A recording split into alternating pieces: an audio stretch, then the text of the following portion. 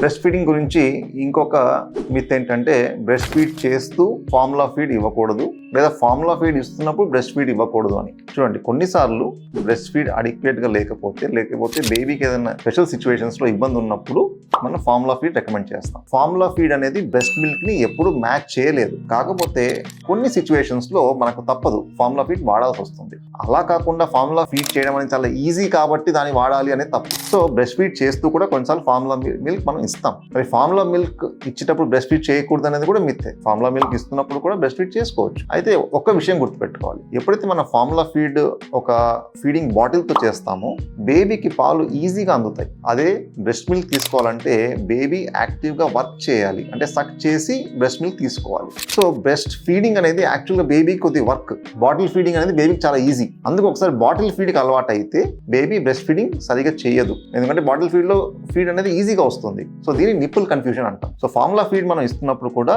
Preferably bottle వాడకుండా స్పూన్తో, అంటే కటోరీ స్పూన్ అంటాము, లేకపోతే గిన్నెతో ఇవ్వడం బెటర్.